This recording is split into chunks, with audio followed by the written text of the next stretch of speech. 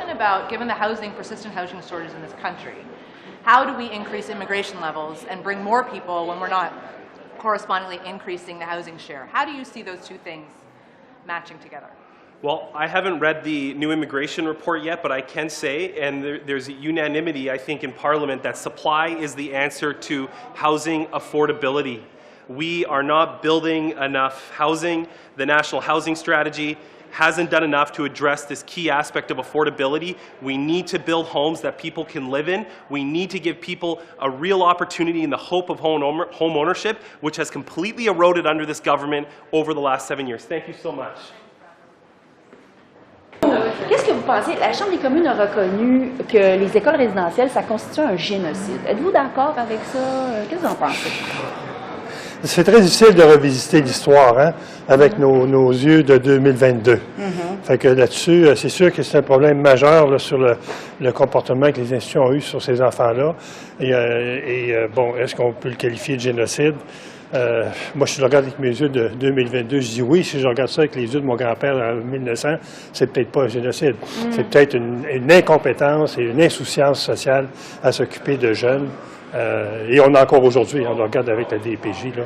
Mais juste avant, pour finir, mais la reconnaissance, elle a quand même une conséquence. Là, ça a été fait. Est-ce que ça vous inquiète qu'il y ait cette reconnaissance? Ça m'inquiète un peu. Ouais. Ça m'inquiète toujours un peu. Moi, je pense qu'il faut faire une réflexion sérieuse là-dessus, avant de dire que c'est un génocide. Puis que... Vos collègues ont dit oui quand même à la Chambre des communes. Est-ce que vous allez essayer de les convaincre que c'est Non. Moi, je pense que s'il y a une adhésion à la Chambre des communes de mes collègues, moi, j'ai toujours dit que je vais adhérer à ce mouvement-là. Je ne fais pas le mouton noir là-dedans. In English, do you agree that residential schools amount? What just I said is if we look at that problem with our 2022 highs, it's different than my grandfather at that time with his own highs in the 19th century. But it's a real problem, and it necessitates a real reflection about that. But if the Parliament and my colleague agree with that, I will follow their point of view. What do you make of Ontario's use of the notwithstanding clause? Are you comfortable with the notwithstanding clause being used in a labour negotiation? Well, I'm always with that clause when the federal go on the provincial ground. If the Ontario government think that the federal is on his own ground, his own responsibility, I agree with the Ontario. Je suis pas sûre de comprendre. Ce que je veux dire, c'est lorsque le fédéral empiète sur les responsabilités fédérales, et le provincial, et que les provinciales veulent se dissocier, dans le fond, d'une décision fédérale. Moi, je suis d'accord avec ce principe-là. Mais là, c'est pas ça qui arrive. Là, c'est des lois du travail. C'est provincial, puis c'est le gouvernement provincial qui le fait. C'est ça. Ça, vous êtes d'accord avec ça? Moi, je pense que le provincial va agir dans son centre de compétences. Donc, ça vous dérange pas? Non. Même si s'empiète sur les droits et libertés, le droit d'association, les syndiqués. Le gouvernement du Québécois l'a utilisé dans le passé, hein? Et il n'y a pas grand monde qui a critiqué, sauf peut-être le Canada anglais, par rapport à la protection de la langue française.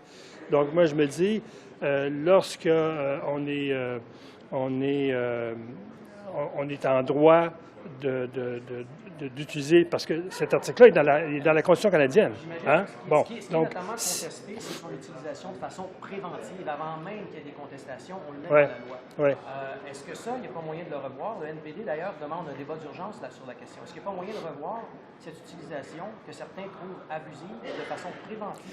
Je ne pense pas que l'utilisation de la clause dérogatoire, ce qu'on parle de l'article 33 de la Constitution canadienne, elle a été utilisée de façon abusive historiquement. Les cas, ils comptent sur nos doigts de la main. Hein? Donc, pour moi, c'est pas les deux. C'est pas une question d'abus, là. C'est une question de légitimité. Est-ce qu'une province qui utilise ce pouvoir-là, est-ce qu'elle est légitime de le faire? Je dis oui, parce que c'est dans la Constitution et on permet de le faire. Si on ne veut pas le faire, qu'on l'enlève dans la Constitution, tout simplement. Merci. Hey, bonne journée à vous. Au revoir.